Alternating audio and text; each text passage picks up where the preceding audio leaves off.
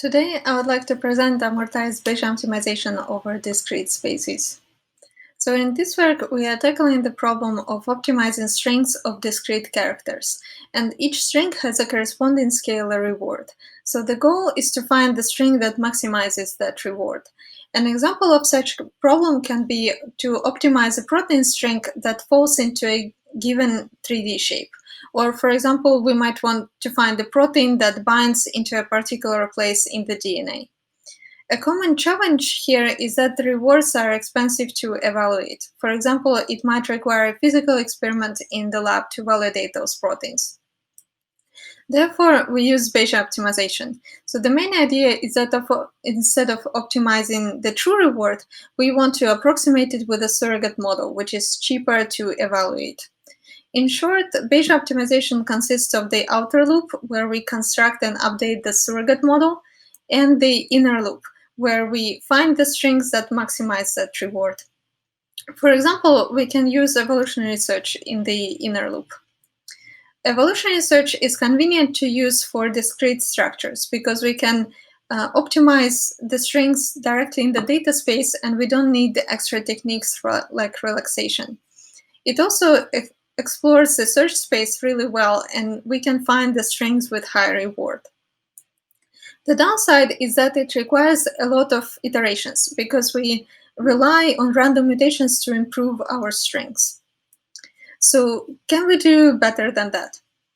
The first contribution of our work is the introduction of deep evolution solver. So the main idea is that we want to predict which mutations we want to apply to each string using a neural network. We start with a batch of random strings and use a neural network to predict the distribution of mutations for each string. Then we sample from that distribution, apply those mutations to the string, evaluate the rewards, and finally update the parameters of the network. So what does the network do? We want to predict a factorized distribution of the position and the character given the position. So basically, the mutations are defined as the position that we want to change and the character that we want to set it to. We start with the strings in one-hot encoding, run a convolutional neural net over it, and predict those two distributions. And to sample from it, we sample the position first, then we choose the corresponding distribution of character given the position, and finally we sample the character. And lastly, we need to update the parameters of the neural network. And for that, we use reinforced gradient estimator with a reward of the original strings as a baseline.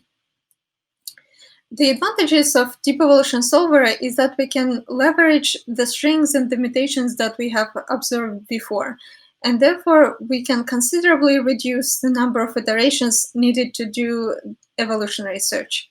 It is especially important in the area of high rewards when we get to the strings with high rewards, because then it is very hard to find the mutation that will improve the reward even further. Yeah, so now we can use deep evolution solver in the inner loop of Bayesian optimization. But notice an interesting thing here. So if we run the model as it is right now in the diagram, we would be solving a series of related optimization problems. So every time when we need to optimize a surrogate model, we need to train a new policy network within the deep evolution solver. And those optimization problems are actually related to each other because we are updating the same surrogate model, essentially. So the second contribution of our work is that we introduce amortized Bayesian optimization. The main idea is that we can reuse the policy network across the iteration of BaseOpt. So now I would like to demonstrate our experiments on inverse protein folding problem. So the input is the protein string that consists of 20 possible characters, and the task is to find the protein that will fold into a given 3D shape. So the reward is the energy of the protein in this folded state, and we want to minimize it. So let's look at the first iteration of BaseOpt. So here on x-axis, I'm showing the iterations of the inner loop, On y-axis, we have the surrogate reward, and we'll compare the classic evolutionary solver, in this case regularized evolution, with deep evolutionary solver. So in the first iteration, the policy in deep evolution solver is randomly initialized, so it doesn't perform that well. And the randomized regularized evolution finds a better solution. But as we go to iteration 2 and then iteration 3 of BaseOpt, we can already find better solutions using deep evolution. Recall that with deep evolution solver, we keep training the same policy network. So once we get to the third iteration of BaseOpt, we can already find a solution with high reward in less than 50 iterations.